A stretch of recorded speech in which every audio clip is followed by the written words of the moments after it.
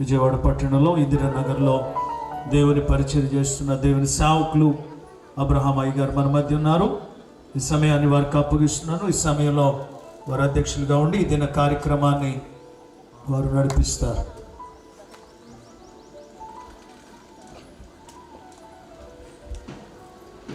Praise the Lord. హల్లెలూయా. దేవునికి మహిమ కలుగును గాక. హల్లెలూయా. దేవునికి మహిమ కలుగును గాక. క్రీస్తు సువార్త మహాసభలు 3వ రోజు పగటిపూట సభకు విచ్చేసిన మీ అందరికీ ప్రభు పేరిట వందనాలు. అందరికీ ఆహ్వానం. ఇప్పటి వరకు చక్కని పాటల ద్వారా అనేక మంది ప్రభువుని మహిమపరిచారు. కోయిర్ వారు చక్కని సంగీతంతో మరి దేవుని ఎంతగానో ఘనపరిచిన దాన్ని బట్టి దేవునికి మహిమ కలుగును గాక. హల్లెలూయా. ఈ ఉదయకాల సమయంలో మరి మన మధ్యలో వాక్య సందేశం అందించడానికి ఆహ్వానించబడిన దైవ సేవకులను మనం వేదిక మీదకి ఆహ్వానించుకుందాం. మధ్యకు వచ్చిన రెవరెండ్ ఎస్ఎస్ ఇస్సాక్ అయ్య గారిని కూడా వేదిక మీదకి రావాల్సింది ఆహ్వానిస్తూ ఉన్నారు. వారు వస్తూ ఉండగా చప్పట్లు కొడుతూ దేవుని మహిమ. ఇంకా ఇళ్ళ దగ్గర ఉన్నవారు త్వరగా మీ పనులు ముగించుకొని ఈ ప్రాంగణంలోకి వచ్చినట్లయితే దైవ సేవకుల ద్వారా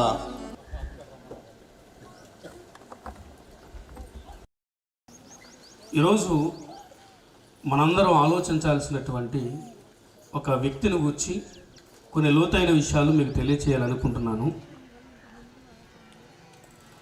ఆ వ్యక్తిని మీకు పరిచయం చేసే ముందు ప్రారంభ శతాబ్దంలోని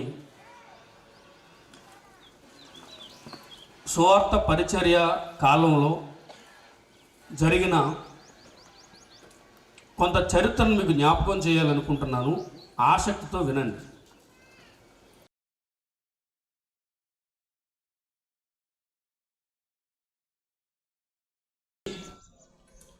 పౌలు గారిని తన సొంత ఊరైన తార్సుకు పంపడానికి సిద్ధపడి ఆయన తార్సుకు పంపించారు. దాదాపుగా అదే కాలంలో అంతియోకయ అనే ప్రాంతంలో చాలామంది విశ్వాసులుగా మారుతున్నారు అని, శిష్యుల సంఖ్యలో చేరుతున్నారు అని యెరూషలేములో ఉన్న పెద్దలకు తెలిసినప్పుడు ఆ అంతియోకయ ప్రాంతంలో ఎవరైతే రక్షణలోనికి వస్తున్నారో వాళ్ళని బలపరచడానికి, విశ్వాసంలో మరింత స్థిరపరచడానికి అక్కడికి బర్నబాని పంపిస్తారు. పెద్దలందరూ ఆలోచించుకొని అంతియోకయ ప్రాంతానికి బర్నబాని పంపించినప్పుడు బర్నబా వెళ్ళి అక్కడ కొన్ని దినములు ఉన్న తర్వాత తార్సుకు వెళ్ళి పౌలు గారిని వెతికి పట్టుకుని పౌలు గారిని తీసుకుని అంతియోకయకు వస్తాడు. ఆ సమయంలో 1 సంవత్సరం పాటు వారు చేసిన పరిచర్య ఎంతగా ఉజ్జీవింపబడింది అని అంటే, మొట్టమొదటిగా అంతియోకయలో ఉన్న శిష్యులు, క్రీస్తుని నమ్మిన వారు ఏమని పిలువబడ్డారండి? క్రైస్తవులని పిలువబడ్డారు. ఇదంతా మనకు తెలిసిందే. దాదాపుగా అదే సమయంలో అగబు అనే ఒక ప్రవక్త వచ్చి ఒక గొప్ప కరువు సంభవించబోతుంది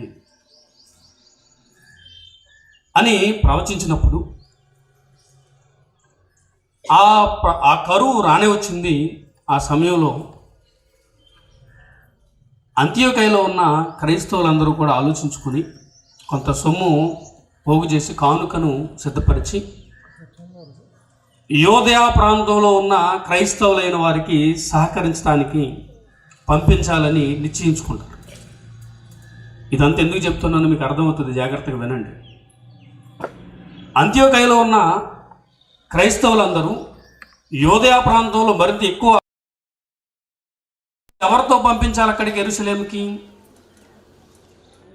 ఆల్రెడీ అక్కడి నుంచి వచ్చినటువంటి బర్నబా గారిని అలాగే పౌలు గారిని వాళ్ళు సెలెక్ట్ చేసి ఆ కానుకిచ్చి యోదయ యెరూషలేం ప్రాంతానికి పెద్దలు ఉన్నటువంటి అపోస్తలులు పరిచర్య చేస్తున్న ప్రాంతానికి పంపిస్తారు. అక్కడికి వెళ్ళి వాళ్ళు పని జరిగించిన తర్వాత వాళ్ళు తిరిగి వచ్చేస్తారు మరల అంతియోకయకి. ఆ వచనాన్ని ఒకసారి మనం చదువుకుందామండి. అపోస్తుల కార్యములు చూడండి, 12వ అధ్యాయం. అపోస్తుల కార్యములు 12వ అధ్యాయం 24వ వచనం చూడండి. దేవుని వాక్యము ప్రబలమై వ్యాపించుచుండెను. బర్నబాయు సౌలును తమ పరిచర్య నెరవేర్చిన తర్వాత మార్కు అను మారు పేరు గల యోహానును వెంట పెట్టుకుని యెరూషలేము నుండి తిరిగి వచ్చిరి. వీళ్ళెళ్ళి అంత్యోకయ సంఘం సిద్ధపరిచినటువంటి కానుకను తీసుకుని ఆ సహకారాన్ని తీసుకువెళ్ళి యెరూషలేములో ఉన్న పెద్దలకు అందించి తిరిగి వస్తారు. ఆ తిరిగి వచ్చినప్పుడు ఒక యవనస్తుడిని వీళ్ళు ఎంటబెట్టుకుని వస్తారు. ఆ యవనస్తుడు ఎవరు అని అంటే చెప్పండి, ఎవరు? చదువారు కదా 25వ వచనంలో. యెరూషలేము నుండి తిరిగి వస్తున్నప్పుడు, అంత్యోకయ ప్రాంతానికి తిరిగి వస్తున్నప్పుడు మార్కు అను మారు పేరు గల యోహానుని వెంట పెట్టుకుని యెరూషలేము నుండి తిరిగి వచ్చిరి.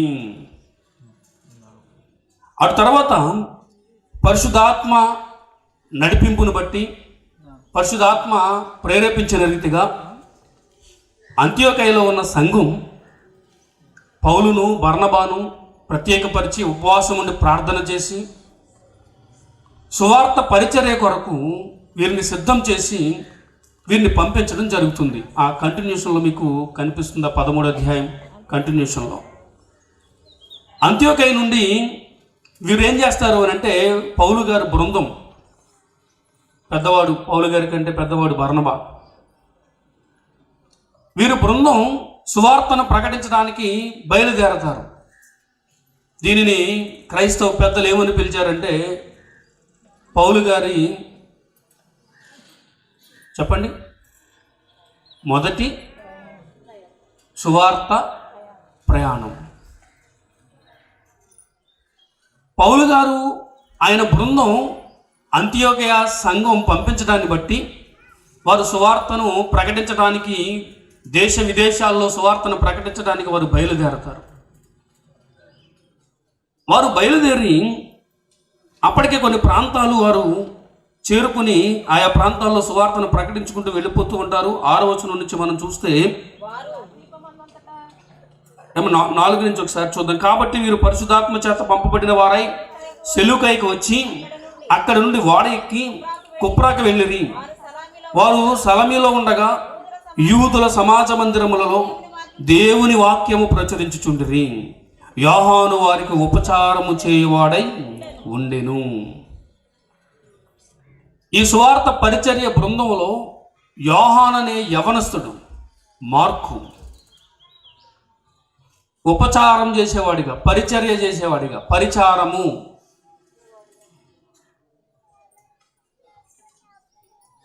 ఉపచారం ఏమండి, సువార్త పనిలో సహకారిగా ఉండటం గొప్ప ధన్యత. అనేక ఆత్మలు రక్షింపబడడానికి వాక్య ప్రకటన ఎంత అవసరమో, ఆ సువార్త ప్రకటనకు సహకారులుగా నిలబడటం కూడా అంతే అవసరం. ఇప్పుడు పౌలు గారి బృందానికి ఉపచారం చేయుచున్న వారిలో ఒకడు మార్కు అను మారు పేరు గల యోహాను. ఈయన ఎక్కడి నుంచి వచ్చాడు? యెరూషలేము నుంచి. యెరూషలేము వెళ్ళి పౌలు గారు బర్నబా గారు అక్కడ కానుకలు వారికి అందించినప్పుడు తిరిగి వస్తున్నప్పుడు ఆ సంఘం ఈ యవనస్తుడిని మీతో పాటు తీసుకెళ్ళండి అని వీళ్ళకి అప్పగించారు. ఇక అంత్యోకయలో సువార్త ప్రారంభమైన తర్వాత, సువార్త యాత్ర ప్రారంభమైన తర్వాత వారు ఆయా దేశాలు దాటుకుంటూ వెళుతూ ఉన్నప్పుడు వారికి పరిచారకుడిగా ఉన్నాడు మార్కు అను మారు పేరు గల యోహాను. ఏమండి, ఆ తర్వాత 6వ వచనంలో మనం చూస్తే వారు ఆ ద్వీపమందంతటా సంచరించి పాపు అను ఊరికి వచ్చినప్పుడు గారడివాడును అబద్ధ ప్రవక్త అయిన బర్యేసు అని ఒక యూదుని చూచిరి. ఒక ఎలుమ అనే పేరు కలిగినటువంటి ఒక గారడివాడు ఎదురుపడతాడు. వాడు ఏమండి వీళ్ళు వ్యతిరేకించడం, పౌలు గారు అతన్ని శపించడం ఇవన్నీ జరిగితే ఆ పాపు అనే ప్రాంతంలో. ఇక మరలా అక్కడి నుంచి వారు ప్రయాణమై వెళ్ళిపోతారు. 13వ వచనం వచ్చేసరికి, తరువాత పౌలును అతనితో కూడా ఉన్నవారును ఓడ ఎక్కి పాపు నుండి బయలుదేరి పంపులియాలోనున్న పెర్గేకునకు వచ్చిరి. అచ్చట యోహాను వారిని విడిచిపెట్టి యెరూషలేమునకు తిరిగి వెళ్ళెను. ఇక్కడ కాసేపు ఆగుదాం. యెరూషలేము నుండి సహకారిగా వచ్చినటువంటి మార్కు అని మారుపేరు గల యోహాను ఈ పౌలు గారిని, బర్నబా గారిని, ఈ సువార్త యాత్రను ప్రారంభిస్తున్న ఈ టీంని వదిలేసి తిరిగి వెనక్కి వెళ్ళిపోయాడండి. ఎవరు చెప్పండి? యోహాను. మార్కు అని మారుపేరు గల యోహాను. అక్కడ పెద్దగా మనకేం కనిపించదు, తిరిగి వెళ్ళిపోయాడని మాత్రమే రాయబడి ఉంది. ఇక పౌలు గారి బృందం సువార్తను వారు కొనసాగిస్తారు. మొదటి దండయాత్ర అనేక దేశాలలో వారు సువార్తను ప్రకటించి తిరిగి అంత్యోక్యకి వస్తారు. అక్కడ కొన్ని దినములు ఉన్న తర్వాత మరలా వీళ్ళు ఏం చేస్తారనంటే, ఇన్ని దేశాలు, ఇన్ని ప్రాంతాలు మన సువార్త ప్రకటించాం కదా, వీళ్ళు విశ్వాసంలో ఎలా ఉన్నారు, వీళ్ళని బలపరచాలి ఆత్మీయంగా అనే తీర్మానంతో ఈ బర్నబా గారు, పౌలు గారు ఆలోచించుకుని సంఘం యొక్క తోడ్పాటును బట్టి వీరు మరలా రెండవ ప్రయాణం ప్రారంభిస్తారు. జాగ్రత్తగా వినాలండి. రెండో ప్రయాణాన్ని ప్రారంభించడానికి వీళ్ళు సిద్ధపడుతున్నప్పుడు 15వ అధ్యాయంలోకి వెళదామండి. 36వ వచనం నుంచి మనం చూద్దామమ్మా. చూడండి, 15వ అధ్యాయం 36వ వచనం నుంచి. రెండవ ప్రయాణానికి వీళ్ళు సిద్ధపడుతున్నారు. కొన్ని దినములైన తర్వాత ఏ ఏ పట్టణములలో ప్రభు వాక్యము ప్రచురపరిచితమో ఆయా ప్రతి పట్టణములో ఉన్న సహోదరుల ఎదుగు తిరిగి వెళ్ళి వారు ఎలాగున్నారో మనము చూతమని పౌలు బర్నబాతో అనెను. ఇదే రెండవ మిషనరీ దండయాత్ర, పౌలు గారి రెండవ సువార్త యాత్ర ప్రారంభం. వీళ్ళు ఏం చేశారు అంటే, మనం ఏ ప్రాంతాల్లో అయితే సువార్త ప్రకటించి, రక్షణ సువార్తను ప్రకటించి, క్రీస్తుని గురించి బోధించి మనం తిరిగి వచ్చామో మరలా ప్రాంతాలకు వెళదాం. మరలా ప్రాంతాలకు వెళదామని తీర్మానించుకున్నప్పుడు ఇక్కడ చూడండి 37వ వచనంలో, అప్పుడు మార్కు అను మారు పేరు గల యోహానును వెంటబెట్టుకొని పోవుటకు బర్నబా ఇష్టపడెను. అయితే పౌలు పంపులియాలో పని కొరకు తమతో కూడా రాక తమను విడిచిన వాణ్ణి వెంట పెట్టుకొని పోవుట యుక్తము కాదని తలంచెను. అంటే ఇంతకుముందు మనం చదువుకున్న 13వ అధ్యాయంలో పౌలు గారు సువార్త యాత్రను ప్రారంభించినప్పుడు సహకారిగా ఉన్న మార్కు వారిని విడిచి వెళ్ళిపోవడం చిన్న విషయం కాదనమాట. ఆలోచిస్తున్నారా? చిన్న విషయం కాదు. ఎందుకనంటే అక్కడ బర్నబా మార్కు అను మారు పేరు గల యోహానుని మనతో తీసుకెళ్దాం అని అంటుంటే పౌలు గారికి ఇష్టం లేదట. మనం పంపులియాలో ఉన్నప్పుడు, పంపులియాకి బయలుదేరినప్పుడు పెర్గేలో మనల్ని విడిచి వెళ్ళిపోయాడు కదా, మరలా అతన్ని తీసుకెళ్ళడం ఏంటి? ఇది యుక్తము కాదే, ఇది సరైనది కాదే అని సూటిగా మాట్లాడే తత్వం ఉన్నటువంటి పౌలు గారు ఆ యవనస్తుడిని మరలా తీసుకెళ్ళడానికి ఇష్టపడట్లేదు. అది అక్కడతో ఆగలేదు. అది ఎలాంటి పరిస్థితికి దారితీసిందంటే ప్రియులరా, అక్కడ మనం చూడగలిగితే 39వ వచనంలో, వారిలో తీవ్రమైన వాదము కలిగినందున వారు ఒకరినొకడు విడిచి వేరైపోయిరి. బర్నబా మార్కుని వెంట పెట్టుకుని వాడెక్కి కుప్రకు వెళ్ళెను. పౌలు శీలను ఏర్పరచుకుని సహోదరుల చేత ప్రభు కృపకు అప్పగింపబడిన వాడై బయలుదేరి సంగములను స్థిరపరచుచు సిరియా, కిలికియా దేశముల ద్వారా సంచారము చేయుచుండెను. జాగ్రత్తగా ఆలోచించండి. ఈ మార్కు అను మారుపేరు గల ఈ యవనస్తుడు, ఇద్దరు గొప్ప దైవజనులు వేరవటానికి, ఇద్దరు గొప్ప దైవజనులు కలిసి సువార్తను ప్రకటించాల్సింది పోయి వేరుగా రెండు బృందాలుగా వేరైపోవడానికి కారకుడయ్యాడు. అంతకంటే ముఖ్యంగా గొప్ప దైవజనులు బర్నబా గారు, పౌలు గారు వారిరువురి మధ్య తీవ్రమైన వాదము కలగడానికి కారకుడయ్యాడు. మనం ఆలోచించాలి.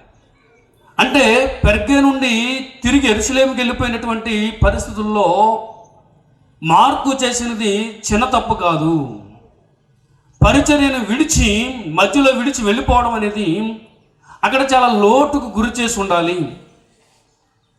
ఎందుకంటే అది సామాన్యంగా మనం ఆలోచించడం మనకు అర్థమవుతుంది. పౌలు గారు లైట్ తీసుకోలేదు అని అంటే చాలా సీరియస్గా ఆలోచించాల్సిన విషయం. అంటే మార్కు వెళ్ళిపోతున్నప్పుడు నివారించడమైన అయి ఉండాలి, బ్రతిమలాడమైన అయి ఉండాలి, హెచ్చరించడమైన అయి ఉండాలి. పనిని మధ్యలో ఆఫ్ చేయడం ఇది సరైనది కాదు అని హెచ్చరించడమైన అయి ఉండాలి. వింటున్నారా? మొత్తానికి మార్కు గారు సువార్త పని విషయంలో వెనకడిగేశాడు. అది సామాన్యమైన విషయం కాదు. మొత్తానికి పనిని ఆటంకపరిచేటంత స్థాయిలోనే మార్కు గారు వెనకడుగు వేసి ఉన్నారు. వింటున్నారా? చాలా జాగ్రత్తగా ఆలోచిద్దాం. ఈ సన్నివేశం జరిగినటువంటి అంటే పౌలు గారు మొదటి మిషనరీ దండయాత్రలో ఈ మార్కు అని మారు పేరు గల యోహాను విడిచిపెట్టి వెళ్ళిపోయినటువంటి ఆ సన్నివేశం జరిగినటువంటి సుమారుగా 18 సంవత్సరాల తర్వాత పౌలు గారు తన పత్రికను రాస్తూ, తిమోతి పత్రిక, పౌలు గారు రాసినటువంటి చివరి పత్రిక, తిమోతికి రాసినటువంటి చివరి పత్రిక, 2వ పత్రిక మనం చూడగలిగితే ఈ పౌలు గారు ఒక మాట మాట్లాడుతున్నారు. ఆ మాట ఒకసారి మనం చూద్దాం. చాలా జాగ్రత్తగా వాక్యాన్ని అర్థం చేసుకోవాలండి. ఆసక్తి అనేది చాలా అవసరం. ఎందుకంటే దేవుడు ప్రతి మాట ద్వారా మనకు కొన్ని జాగ్రత్తలు తెలియజేస్తూ ఉంటాడు, మనల్ని పరలోక ప్రయాణానికి సిద్ధపరుస్తూ ఉంటాడు. కాబట్టి చాలా జాగ్రత్తగా ఆలోచిద్దాం. తిమోతికి రాసిన 2వ పత్రిక 4వ అధ్యాయం. నేను చాలా త్వరగానే మాట్లాడే ప్రయత్నం చేస్తున్నాను, జాగ్రత్తగా వినండి. 2వ పత్రిక 4వ అధ్యాయం 11వ వచనంలో చూడండి. లూకా మాత్రమే నా యొద్ద ఉన్నాడు, మార్కును వెంట పెట్టుకుని రమ్ము, అతడు పరిచారము నిమిత్తము నాకు ప్రయోజనకరమైన వాడు. ఎంత గొప్ప సాక్ష్యం! ఎవరి గురించి? మార్కును గురించి. వినాలి జాగ్రత్తగా. ఒకప్పుడు ఈ మార్కు దేవుని పనిని ఆటంకపరిచేవాడు. ఈ మార్కు దేవుని పని ముందుకు సాగటానికి సహకరించని వాడు అని అతను మరల పరిచర్యలోనికి వస్తేనే మన పరిచర్య ముందుకు వెళ్ళదేమో అని ఆలోచించినటువంటి పౌలు గారు ఈ మార్కును గురించి ఇస్తున్న సాక్ష్యం ఏంటి అని అంటే, తన వృద్ధాప్యంలో మార్కు గారిని గురించి ఏం మాట్లాడుతున్నాడు అని అంటే, మార్కుని వెంట పెట్టుకుని రమ్ము, అతడు పరిచారము నిమిత్తము నాకు ప్రయోజనకరమైన వాడు. మొదటి మిషనరీ దండయాత్రకి ఈ 2వ తిమోతి పత్రికకు మధ్య సుమారు 18 సంవత్సరాల వ్యత్యాసం ఉంటుంది. ఆ లెక్కలను ఇప్పుడు చెప్పడానికి సమయం లేదు. కానీ అంటే మార్కు గారి జీవితంలో ఏదో జరిగింది, మనకు అర్థం కావాలి. అది ఈరోజు మనందరికీ ఆత్మీయ పాఠం. మనం ఏ సందర్భాన్ని నేర్చుకుంటున్నా దానివల్ల మనకు ప్రయోజనం ఉండాలి. ఈ మార్కు గారి జీవితం నిజంగా మనం ఆలోచించాల్సినటువంటి చాలా లోతైనటువంటి సందర్భం అండి. ఈ మార్కు ఏం చేశాడు? ఏమంటే ఈ మార్కును గురించి పౌలు గారు మాట్లాడుతున్న మరో మాట మనం చూడగలిగితేనండి, పక్కనే ఫిలెమోను పత్రికలో చూడండి, ఫిలెమోనుకు ఉత్తరాన్ని రాస్తూ, ఇది తిమోతి పత్రిక కంటే ముందు రాసిందేలండి.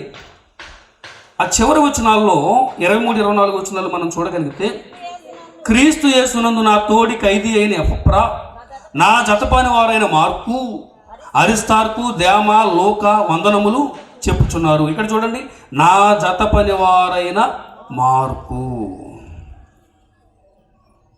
వినాలి. ఒకప్పుడు దేవుని పనికి పనికిరాడు, వెనకడిగేసేవాడు, పని మధ్యలో ఆపేస్తే సువార్త పనికి ఆటంకం అని అతన్ని అసలు ఇష్టపడని పరిస్థితి మార్కుని. కానీ చాలా సగర్వంగా పౌలు గారు ఏమంటున్నారు మార్కుని? నా జత పనివాడు అంటున్నాడు. ఇక వృద్ధాప్యానికి వచ్చేసరికి ఉపచారం, నాకు ఉపచారం చేయడంలో ప్రయోజనకరమైన వాడు మార్కు అంటున్నాడు. మీరు ఆశ్చర్యపోయి ఇంకొక మాట చెప్పమంటారా? మార్కు సువార్తను రాసింది ఎవరు అనుకుంటున్నారు? ఈ మార్కు గారు. ఎవరు? పెర్గేలో పంపులియాకి బయలుదేరుతున్నప్పుడు సువార్త పనిని విడిచిపెట్టి ఇంటికి వెళ్ళిపోయినవాడు, యెరూషలేముకి వెళ్ళిపోయినవాడు. రెండవ మిషనరీ ప్రయాణంలో పౌలు గారు ఎట్టి పరిస్థితుల్లోనే ఇలాంటి వాడిని మరలా తీసుకెళ్ళడానికి వీలు లేదు అని ఖచ్చితంగా ఎవరి గురించి అయితే మాట్లాడుతున్నాడో ఆ మార్కు గారే ఏం చేశారు? మార్కు సువార్తను రాశాడు. ఈ మాట వింటే మీకేం ఆశ్చర్యం కలగట్లేదండి? సామాన్యమైన విషయం అనుకుంటున్నారా? దేవుని ఎన్నిక. తండ్రి అయిన దేవుడు ప్రభువైన యేసుక్రీస్తు వారు భూమి మీదకి వచ్చినప్పుడు ఆయన జరిగించిన కార్యాలు, ఆయన చరిత్ర,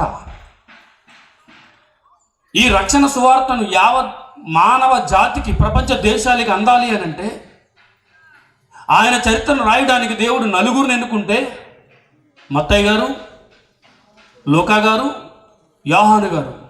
వారిలో ఒకడు ఎవరు చెప్పండి? మార్కు గారు. సామాన్యమైన విషయం కాదు కదా. అంటే ప్రారంభంలో ఇంత బలహీనుడిగా ఉన్నవాడు, ప్రారంభంలో దేవుని సేవకులు ఇదిగితను సమర్థుడి కాదే అని అనిపించుకున్నవాడు, దేవుడే ప్రపంచ మానవాళికి క్రీస్తు సువార్తను, ప్రభు యొక్క రక్షణ కార్యాన్ని రాయించడానికి, ఆయన బోధను ప్రపంచ ప్రజలకు అందించడానికి సాధనంగా వాడుకున్నాడు అని అంటే అది సామాన్యమైన విషయం కాదు. ఎవరని చెప్పండి? ఎవరిని? మార్కు గారిని. వింటున్నారా? ఏం జరిగింది మార్కు జీవితంలో? క్లుప్తంగా కొన్ని విషయాలు మీ దృష్టికి తీసుకొస్తానండి. ఏం జరిగింది మార్కు జీవితంలో? మార్కు గారి ఇతివృత్తం మనకు తెలియాలి. అపోస్తుల కార్యములు చూడండి. సమయాన్ని దృష్టిలో పెట్టుకుని చాలా క్లుప్తంగా ఆయన ఇతివృత్తం, ఆయన కుటుంబ నేపథ్యం మీకు తెలియచేయాలనుకుంటున్నాను. అపోస్తుల కార్యములు 12వ అధ్యాయం ప్రారంభం నుంచి చూస్తేనండి, 12వ అధ్యాయం ప్రారంభం నుంచి అక్కడ హేరోదు యాకోబు గారిని, పేతురు గారిని అరెస్ట్ చేస్తాడు. యాకోబుని కత్తి చేత చంపించేస్తాడు. ఏమండి? యాకోబు, యోహానులు ఉంటారు కదండి, జబదయి కుమారు, వారిలో ఒకడు యాకోబుని చంపించేస్తాడు. ఇది యూదులకి బాగా నచ్చింది అని పేతురు గారిని కూడా ఏదో చేయాలి, పేతురు గారిని కూడా మొత్తానికి ఆయన తీసేయాలనే ఉద్దేశంతో కాపలా పెట్టి ఉంచింది. ఎందుకంటే పండగ వస్తుంది, ఈ పండగలో మరలా అల్లరవుతుంది ఎందుకులే అని ఏం చేస్తాడంటే అరెస్ట్ చేసి జైల్లోనే ఖైదీగా ఉంచుతాడు పేతురు గారిని.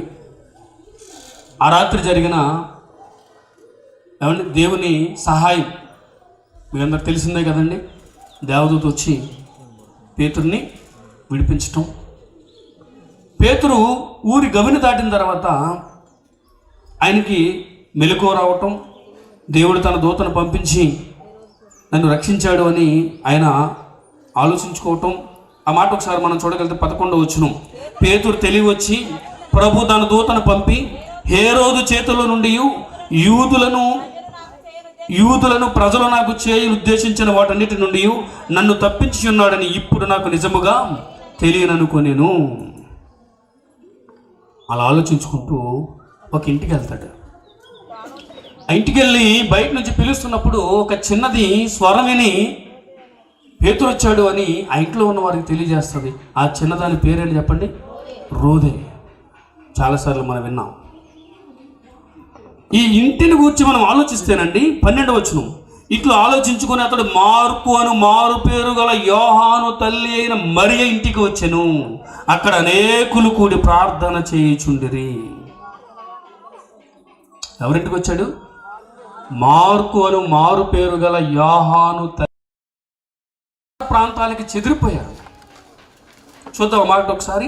8వ అధ్యాయం ప్రారంభ వచనం, అపోస్తుల కార్యములు 8వ అధ్యాయం ప్రారంభ వచనం ముగిస్తానండి. ఆ కాలమందు యెరూషలేములోని సంఘమునకు గొప్ప హింస కలిగినందున అపోస్తులు తప్ప అందరూ యూదయ సమరయ దేశముల యందు చెదరిపోయిరి. ఏమండి, అప్పటికే స్టెఫన్ను చంపేయటం, పౌలు గారు విజృంభించి ఏమంటే క్రైస్తవుల మీద చేసిన తిరుగుబాటు, ఏమంటే ఇవన్నీ మనకు తెలుసు. ఆ పరిస్థితుల్లో సంఘం ఎంత హింసలకు గురవుతుందో మనకు తెలుసు. అసలు నిలిచే పరిస్థితి లేదు, బ్రతుకు తెరివే లేదు, ప్రాణాపాయ స్థితిలో బ్రతుకుతుంది సంఘంలో ఉన్నటువంటి, లేదా ఆనాడు శిష్యులుగా పిలువబడుతున్నటువంటి క్రైస్తవులందరూ కూడా చాలా ఇబ్బందులు పడుతున్న పరిస్థితి. సొంత వారు అనుకున్న వారే యూదులే వ్యతిరేకులైపోయారు. వారిని పరిపాలిస్తున్న రోమన్ సామ్రాజ్యమే వ్యతిరేకమైపోయింది. తలదాచుకునే పరిస్థితి కూడా లేదు, పారిపోతున్న పరిస్థితి. అలాంటి పరిస్థితుల్లో ప్రార్థన చేసుకోవడానికి విశ్వాసుల సమూహానికి తన ఇంటినే దేవుని మందిరముగా మలిచి అప్పగించింది ఎవరు చెప్పండి? మార్కు అని మారు పేరు గల యోహాను తల్లి అయిన మరియా. వినాలండి, జాగ్రత్తగా అర్థం చేసుకోవాలి.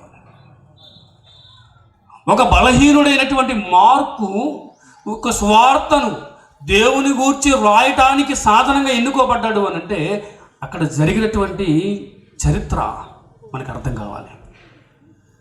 వింటున్నారా? మార్కు తల్లి తీసుకున్నటువంటి నిర్ణయాలు, మార్కు తల్లికున్న ధైర్యం, దేవుని పని పట్ల ఆవిడకున్న అంకిత భావం మనకు తెలియాలి. ఈరోజు ఈ మాటలు వింటున్న ప్రతి తల్లి చాలా జాగ్రత్తగా ఆలోచించండి.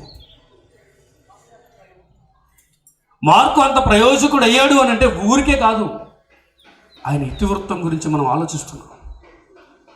ఆ రోజు పౌలు, బర్నబా లాంటి గొప్ప దైవజనులు తమ సువార్త పనిలో వారితో పాటు తీసుకెళ్ళడానికి సెలెక్ట్ చేయబడ్డాడు అని అంటే యెరూషలేము సంఘములో చెప్పండి, మార్కు గారి తల్లి యొక్క ప్రార్థన. అక్కడ చూడండి, ఏమి రాయబడి ఉంది? 12వ వచనం, ఇట్లు ఆలోచించుకుని అతడు మార్కు అను మారు పేరు గల యోహాను తల్లి అయిన మరియ ఇంటికి వచ్చెను. అక్కడ అనేకులు కూడి ప్రార్థన చేయుచుండిరి. ఒకప్పుడు పౌలు గారు ఇతను సువార్త పనికి సహకారిగా, ఇతను సరైనోడు కాదు, ఇతను తీసుకెళ్ళడం యుక్తమైన పని కాదు అని రిజెక్ట్ చేశాడు కదా. ఆ మార్కు ప్రయోజకుడిగా ఎప్పుడైతే రిజెక్ట్ చేశాడో ఆ కాలానికి ఇంచుమించుగా దాదాపుగా 18 సంవత్సరాల తర్వాత మార్కుని వెంట పెట్టుకుని రా తిమోతి, అతను పరిచారము నిమిత్తం నాకు ప్రయోజనకరమైన వాడు అంటున్నాడు. అప్పటికి కొంతకాలం ముందు పిలోమానికి పత్రికను రాస్తూ నా జత పని వాడైన మార్కు అంటున్నాడు. ఏం జరిగింది అని మనం ఆలోచిస్తే ప్రియులరా, ఆ ఇంటి వాతావరణం మనకు అర్థం కావాలి. మార్కు గారింటి వాతావరణం ఏంటి? ప్రార్థనా పరులందరూ, ప్రార్థించే తల్లులు, ప్రార్థించే సోదరులు, ప్రార్థించే ఈ ప్రారంభ శతాబ్దంలో ఎన్ని ఇబ్బందులున్నా, ఎన్ని సమస్యలున్నా, ప్రాణాలు తీసేస్తున్నా ప్రార్థించేవారిగా ఆ ఇంటికి చేరారు అని అంటే ఆ మరియా, మార్కు అని మారు పేరు గల యోహాను తల్లి మరియా ధైర్యం, ఆమె ధైర్య సాహసాలు, ఆమె విశ్వాసం, దేవుని పట్ల ఆమెకున్న అంకిత భావం మనకు అర్థం కావాలి. ఊరికే బిడ్డలు ప్రయోజకులు అవ్వరండి, ఊరికే బిడ్డలు ప్రయోజకులు అవ్వరు. తల్లిదండ్రుల ప్రస్తావం, తల్లిదండ్రుల త్యాగాలు, తల్లిదండ్రుల మాదిరి. తండ్రి ఏమి చేయుట కుమారుడు చూసునో అదే చేస్తాడు అన్నాడు ప్రభు. ఒక మార్కు గారి జీవితాన్ని మనం చూసినప్పుడు ప్రారంభంలో నిష్ప్రయోజనమైన వాడిగా ఉన్నవాడు ప్రయోజనకరమైన వాడిగా మలచబడ్డాడు అని అంటే ఏంటి పునాది అని మనం ఆలోచిస్తున్నాం. గొప్ప పరిచర్య జరుగుతున్నప్పుడు వెనుతిరిగి వచ్చేసాడు అని అంటే ఎంత బలహీనుడిగా ఉన్నాడు చూడండి. అంత బలహీనుడు కూడా బలవంతుడిగా మారాడు, దేవుని ఎన్నికలోనికి వెళ్ళిపోయాడు. దేవుడు ఈ ప్రపంచ ప్రజల్లో నలుగురిని సెలెక్ట్ చేసుకుంటే, తన భక్తులైన వారు నలుగురిని సెలెక్ట్ చేసుకుంటే క్రీస్తు సువార్తను రాయించడానికి అందులో ఒకటిగా నిలబడ్డాడు అని అంటే ఇది సామాన్యమైన విషయం కాదండి. అంత గొప్ప యోధుడిగా మీరు అనుకోవచ్చు, ఆయన ఏం పెద్ద పెద్ద ఉపన్యాసాలు చేయలేదు కదండి, మార్కు గారు ఏమి పెద్ద పెద్ద ఉపన్యాసాలు ఏమీ చేయలేదు కదండి. పౌలును, బర్నబా వీళ్ళందరికీ కూడా సహకారిగా ఉన్నాడు కదండి. వారికి భోజనం ఏర్పాట్లు చేయటం, వారి చేతుల మీద నీళ్లు వేస్తూ రావటం, వాళ్ళకి సహకారిగానే ఉన్నాడు కదండి అని అనుకోవచ్చు. కానీ మనం ఆలోచించుకుంటే ప్రియులరా, దేవుని పని అంటే ఉపన్యాసం ఇవ్వటమే కాదు, వెనుక చాలా పని ఉంటుంది. చాలా సహకారుల పాత్ర చాలా గొప్పది. అందుకే సహకారిగా జీవితకాలం అంతా సహకారిగానే ఉన్నాడు. జీవితకాలం అంతా ఉపచారం చేసేవాడుగానే ఉన్నాడు. కానీ దేవుడు ఆ మార్పుని నిలబెట్టి, చెప్పండి, 100 ఉపన్యాసాల కంటే 1000 ఉపన్యాసాల కంటే గొప్ప పనిని అప్పగించాడు. అదేంటి అని అంటే సువార్తను రాయించడం. వింటున్నారా? చాలామందికి ఈరోజు దేవుని పనిలో సహకారులుగా ఉండటం అనేది అసలు అర్థం కాలేదు. పరిచర్య అనేది చాలా భారంగా జరుగుతూ ఉంటుంది. ఎక్కడ పడితే చాలా క్లిష్టంగా జరుగుతుంది. తెర ముందుకు వచ్చి కనబడే వాళ్ళు చాలామంది కనిపిస్తారు, కానీ తెర వెనుకుండి కష్టపడే వాళ్ళు చాలా అరుదుగా ఉంటారండి. అక్కడ చూస్తే తమ్ముడు వాళ్ళు మీకు కనబడతారు, చూడండి, చిన్నపిల్లలిద్దరు. తమ్ముడు బ్రౌన్ షర్ట్ వేసుకుని ఉన్నాడు, చూసారా? ఎంటెక్ కంప్లీట్ చేశాడు.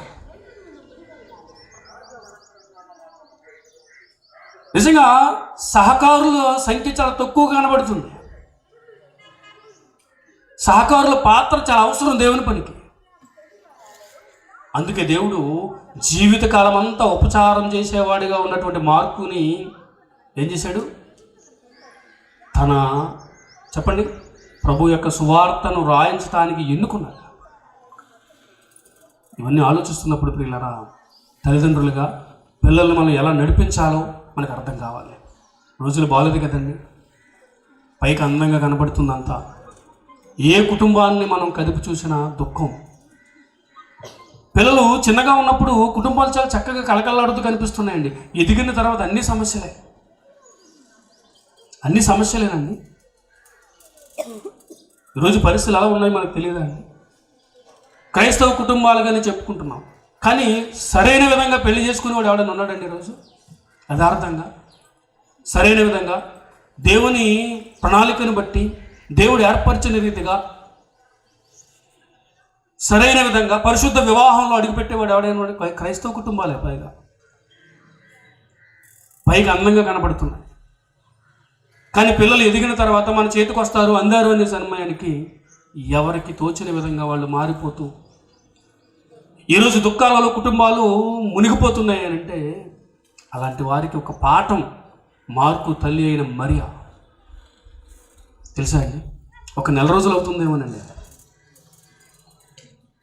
సండే ఇంచుమించు ఇదే టైం ముగించుకున్న తర్వాత మీటింగ్లో మాట్లాడి ఆతిథ్యం ఇచ్చారు. భోజనం చేస్తుంటే ఒక దారుణమైన విషయం చెప్పారండి.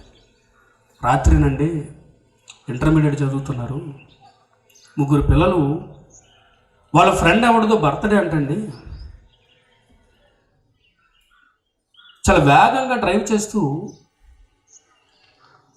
పలానా అంబేద్కర్ బొమ్మ ఉంది కదండి మీరు వచ్చే దారిలో, మన ఊర్లో సెంటర్లో ఆ పక్కనే కరెంటు పోల్ ఉన్న చూసారా, ఆ దిమ్మ, ట్రాన్స్ఫార్మర్ ఉన్న దిమ్మ ఉన్న చూసారా, దాని రాత్రి 2 గంటకి బైక్తో గుద్దేశారండి. 3 స్పాట్లో డెడ్ అని చెప్పారండి. అసలు ఆలోచించండి, కుటుంబాల పరిస్థితులు ఎలా ఉన్నాయో ఆలోచించండి. 3 కుటుంబాలు మంచి యవ్వన కాలంలో 17-16 సంవత్సరాల వయసులో, అంటే కుటుంబాలు బాలేదు. ఇలాంటి వారందరికీ మార్కు తల్లి అయిన మరియ ప్రార్థన, ఆమె ధైర్య సాహసాలు, దేవుని పనికి సహకరించడం, ప్రాణాలకు తెగించి సహకరించడం సామాన్యమైన విషయం అనుకుంటున్నారా? ఎవరిని ఈ మార్కు గారు తిరిగి వచ్చేసినప్పుడు ఆ తల్లి ఎంత కలత చెంది ఉంటుంది. ఊహిస్తున్నాం ఏంటండి అనుకుంటున్నారా? ఊహ కదండి, ఇది కామన్గా మనం ఆలోచిస్తే కామన్ సెన్స్. ఇది బ్రతిమలాడి పంపించింది పౌలు గారు బర్నబాలతో. మరలా పని ముగించుకోకుండా పని మధ్యలోనే విడిచిపెట్టి వచ్చేసినప్పుడు ఆ తల్లి ఎంత కలత చెంది ఉంటుంది. ఇవన్నీ మనం ఆలోచించినప్పుడు అండి ఆత్మీయంగా ఎన్నో పాఠాలు మనం నేర్చుకోవాలి. సాధారణంగా ఈ ఏజ్ గ్రూప్ వాళ్ళకి మేము ఎక్కువగా ఈ ఇంటర్మీడియట్ డిగ్రీ వాళ్ళకి ఒక 16-17 సంవత్సరాల నుంచి నేను టీచ్ చేస్తూ ఉన్నాను. ఏజ్ గ్రూపు పిల్లలున్న ఏ కుటుంబాలు ఈరోజు ఆనందంగా లేవు. ఎస్పెషల్లీ క్రైస్తవ కుటుంబాలు ఇవన్నీ వింటున్నప్పుడు వారి కొరకు ప్రార్థిస్తూ వారిని ఎలా నడిపిస్తే బాగుంటుందో ప్రణాళికలు సిద్ధపరచుకుంటూ బహు జాగ్రత్త వహించాల్సిన అవసరం ప్రతి తల్లికి తండ్రికి ఉంది. బాధ్యత. దేవుడు నమ్మి బిడ్డలనిచ్చాడు. దేవుడు మనల్ని నమ్మి బిడ్డలనిచ్చినప్పుడు వారిని ఎలా పెంచాలి, దేవుని కొరకు వాళ్ళని ఎలా నిలబెట్టాలి, దేవుని పనిలో సహకారులుగానో ఉపచారం చేసేవారుగానో వారిని ఎలా నడిపించాలి, చాలా జ్ఞానయుక్తంగా మనం నడుచుకోవాలండి. నేను ప్రశ్న అడుగుతానండి మిమ్మల్ని. ఇక్కడ చాలామంది తల్లులు ఉన్నారు, చాలామంది పెద్దలు తండ్రులు కూడా ఇక్కడ ఉన్నారు.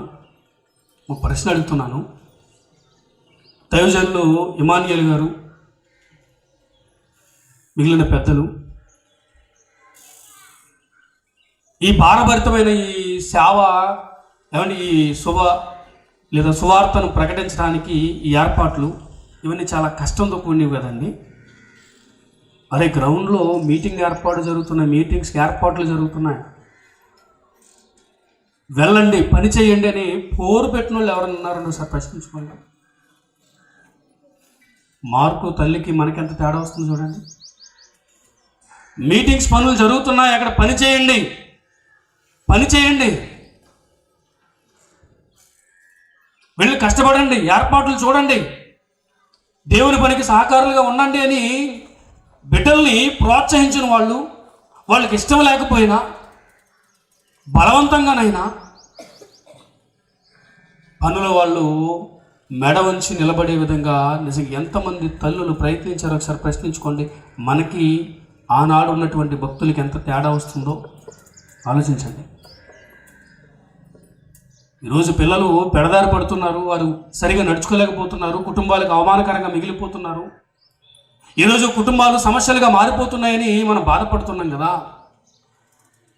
ఇలాంటి పరిస్థితుల్లో మనం ఎలా నడిపిస్తున్నాం చాలా అవసరమైంది, చాలా అవసరం. ప్రతి తల్లి ఆలోచించుకోవాల్సిన విషయం, ప్రతి తండ్రి ఆలోచించుకోవాల్సిన విషయం. ఈరోజు ముఖ్యంగా మన కుటుంబాలను ఎలా నడిపించుకోవాలనే దాని మీదే మార్కు గారి కుటుంబాన్ని మీకు ఉదాహరణగా చూపించాలనుకున్నాను. సమయాన్ని బట్టి చాలా వేగంగా త్వరితంగా మాట్లాడుతున్నాను. నేను చాలా సైలెంట్గా నెమ్మదిగా మాట్లాడతాను సాధారణంగా, కానీ సమయాన్ని దృష్టిలో పెట్టుకుని చాలా వేగంగా మీకు కొన్ని విషయాలు చెప్పాలనుకుంటున్నాను. మార్కు జీవితాన్ని తీర్చిదిద్దిన వారిలో కుటుంబం ఒక కారణం అయితే సంఘం ఒక కారణం అండి. అవన్నీ మాట్లాడుకోవడానికి సమయం సరిపోదు, కానీ అయినప్పటికీ ఒక మాట మీకు చూపిస్తానండి. యెరూషలేములో ఉన్న సంఘానికి ఏమంటే కుటుంబాన్ని ఇంటినే మందిరముగా అప్పగించినటువంటి మార్కు తల్లిగారిని గూర్చి ఆమె ప్రయత్నం, ఆమె ప్రార్థన, అనేకులు ఇంటికి చేర్చుకుని ప్రార్థించే ఏర్పాట్లు, ఇవన్నీ మనం విన్నాం కదా. తర్వాత ఎందుకు ఈ మార్కు గారు ఇంత ప్రయోజనకరమైన వాడిగా మారాడు, దేవుని ఎన్నికలోనికి వెళ్ళిపోయాడని మనం ఆలోచిస్తూ ఇంకొక మాట మనం చూడగలుగుతానండి. పేతురు గారు రాసిన మొదటి పత్రిక 5వ అధ్యాయం 13వ వచనం చూడండి, ముగిస్తానిక. పేతురు గారు రాసిన మొదటి పత్రిక 5వ అధ్యాయం 13వ వచనం చూడండి అమ్మా. బబులోనులో మీ వలె నేర్పరచబడిన ఆమెయు నా కుమారుడైన మార్కును. ఈ పేతురు మొదటి పత్రిక రాయబడింది సుమారుగా క్రీస్తు శకం 60.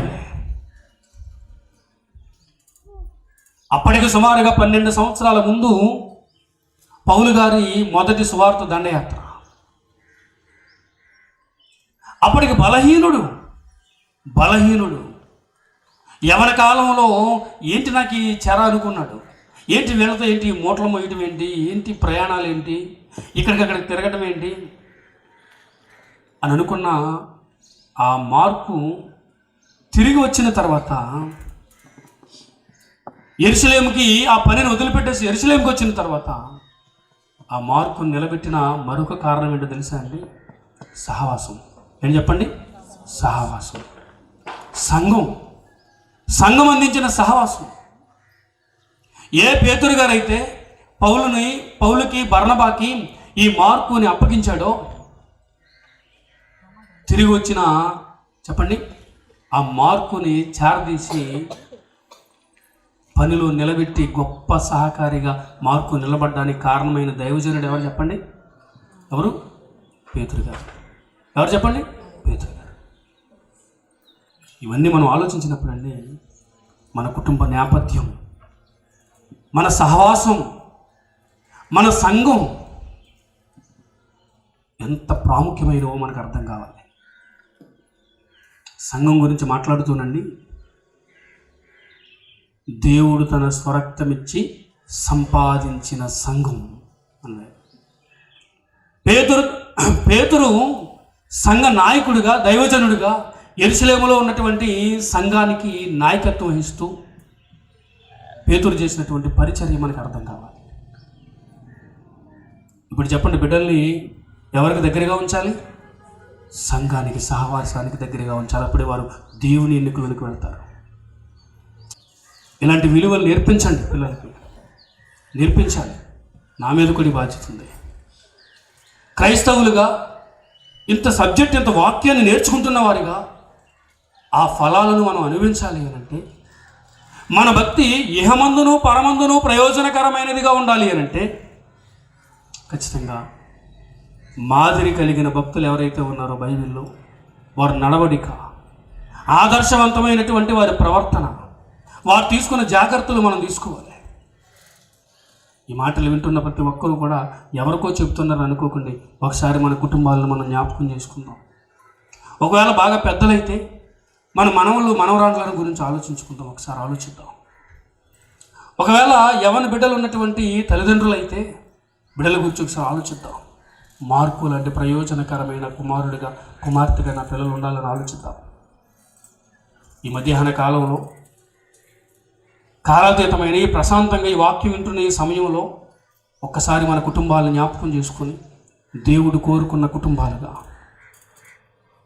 దేవుడు ఆశించిన కుటుంబాలుగా, పరమందున్న దేవుడు భూమి మీద ఉన్న ఈ ప్రతి కుటుంబాన్ని ఆయన ఎలా ఆశీర్వదించాలనుకుంటున్నాడో, ఏ విధంగా ఆయన నడిపించాలనుకుంటున్నాడో, ఆయన ఆశ్రయించిన వారికి, ఆయన ఎందు భక్తి కలిగిన వారికి ఇహమందును పరమందును ప్రయోజనకరమైనటువంటి బ్రతుకులను ఆయన ఇవ్వటానికి ఏ విధంగా సిద్ధంగా ఉన్నాడో వాటిని పొందుకోవడానికి సిద్ధంగా ఉండాలి తప్ప ఊరికే కాదండి ఏర్పాట్లు.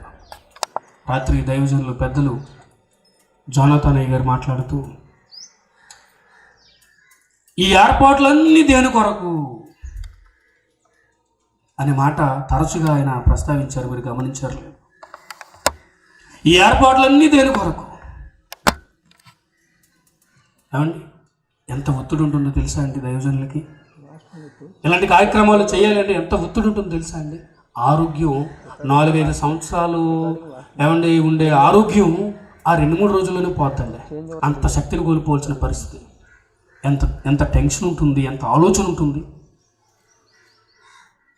దీనంతటికీ ఫలితం ఏంటో తెలుసా అండి? మనం దేవునికి మరింత దగ్గరైనప్పుడు, మనం మన కుటుంబాలు దేవునికి మరింత దగ్గరైనప్పుడు, దేవునిలో ఉండటంలో ఉన్న ఆ ఆనందాన్ని మనం మరింత అనుభవంలోకి తెచ్చుకున్నప్పుడు. సమయం లేదు కాబట్టి విస్తరించి నేను ఇంకా మాట్లాడాలనుకోవట్లేదు. ప్రారంభంలో మార్కు నిష్ప్రయోజనమైన వాడిగా ఉన్నాడు. తర్వాత పౌలంతటి వాడే నా జత పనివాడు అని చెప్పండి, పరిచారము చేయడానికి నాకు ప్రయోజనకరమైన వాడు అని వృద్ధాప్యంలో ఉన్న పౌలు గారు మాట్లాడుతున్నారు. ఇక అన్నిటికంటే ప్రాముఖ్యమైన విషయం, దేవుని ఎన్నికలోనికి వెళ్ళిపోయాడు మార్కు గారు. అలాంటి గొప్ప భవిష్యత్తుని బిడ్డలకి ఇద్దాం. అలాంటి గొప్ప భవిష్యత్తుని బిడ్డలకు అందించాలి అని అంటే మార్కు తల్లిలా నిలబడాలి. బర్నబా, పేతురు, పౌలులు మార్కుకు అందించినటువంటి చెప్పండి సహవాసాన్ని అందించాలి. అలా కాకపోతే ఇప్పుడున్న తరంలో మన కుటుంబాలను దేవునికి ఇష్టలుగా నడిపించుకోలేము, దేవునికి ఘనత ఇచ్చే విధంగా నడిపించుకోలేము. అవమానకరంగా మిగిలిపోయే అవకాశం ఉంది. ఏం చేస్తే బాగుంటుందో ఒక మంచి నిర్ణయంతో మనం తిరిగి వెళదాం. సాయంత్రం మరికొన్ని విషయాలు తెలుసుకుని మరింత ఆత్మీయంగా దేవునికి దగ్గరై మరింత జాగ్రత్తలు తెలుసుకుని దేవుని సంతోషపెట్టే వారిగా మనం అందరం కూడా తీర్చిదిద్దబడదాం. అట్టి కృపను దేవుడు మనకు అనుగ్రహించును గాక. ఆమేన్. చిన్న ప్రార్థన చేసుకుని ఏమండి సమయాన్ని అధ్యక్షుల వారికి అప్పగిద్దాం. దయచేసి వీలైన వాళ్ళు మోకరించండి, లేదా లేచి నిలబడి చిన్న ప్రార్థన చేస్తానండి. చిన్న ప్రార్థన. చాలాసేపు కూర్చున్నారు కదా, మోకరించి చిన్న ప్రార్థన చేద్దాం. ఈరోజు అన్న మాటలు మన జీవితంలో నిష్ప్రయోజనం అయిపోకూడదు. సామాన్యమైన విషయం అంటే మాటలా అండి. పని మధ్యలో విడిచిపెట్టి వచ్చేసినప్పుడు ఆ కుటుంబం సరైనది కాకపోతే, ఆ సంఘం సరైనది కాకపోతే ఈరోజు మార్కు చరిత్రహీనుడిగా మిగిలిపోయేవాడు. పని మధ్యలో విడిచిపెట్టేసి ఎన్నికలేని వాడిగా మిగిలిపోయేవాడు. కానీ అలా జరగలేదు అని అంటే, మార్కు దేవుని ఎన్నికలోనికి వెళ్ళిపోయాడు అని అంటే ప్రియులరా, కుటుంబం, తల్లి ప్రార్థన. మనం ఎప్పుడైనా మన బిడ్డల కోసం ఒక నిమిషం అయినా ఎప్పుడైనా మనం ప్రార్థించాలండి, కన్నీళ్ళు పెట్టుకున్నాం. ఒకసారి ఆలోచించండి. ఎన్ని మార్లు కన్నీళ్లు పెట్టి ప్రార్థన చేసిన అనుభవాలు మనకున్నాయండి మన బిడ్డల కొరకు, మన కుటుంబాల కొరకు. ఎన్ని మార్లు.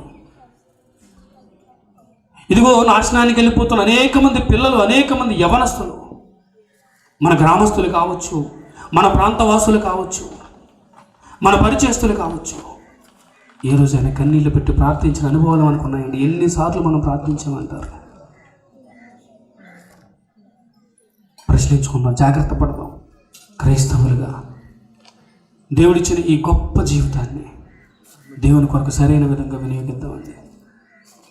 ఇది వినటం వెళ్ళిపోవటం కాదండి. ఆ రోజు నుంచి మన జీవితంలో ప్రత్యేకమైన నడవడిక, ప్రత్యేకమైన ఆశయంతో, మరిన్ని నిర్ణయాలతో, మరిన్ని బాధ్యతలతో, మరింత జాగ్రత్తతో మనం బ్రతకడానికి ఈ సమయం ఉపయోగపడాలి. ఎన్నో రూపాయల ఈ వ్యయం మన బ్రతుకులకు వాక్యాన్ని అందించడానికే, ఈ గంట సమయం కొరకేనండి. తెలుసా మీకు ఇదంతా, ఈ ప్రయాసంతా? కాబట్టి జాగ్రత్త పడదాం, ప్రార్థించేవారిగా ఉందాం, మంచి సహవాసంలో ఉన్నాం, సహవాసాన్ని బలపరుచుకుందాం. వాక్యం మీద ఆసక్తి కలిగినటువంటి దైవ సేవకులు ఉండటం గొప్ప ధన్యత. ఆ ధన్యత దేవుడు మీకు ఇచ్చాడు. సద్వినియోగం చేసుకుంటూ మరింత ప్రయోజనకరమైన బిడ్డలుగా ఉండాలి అని కోరుకుంటూ ఈ మాటలు ముగిస్తున్నాను. ప్రార్థన చేసుకుందామండి.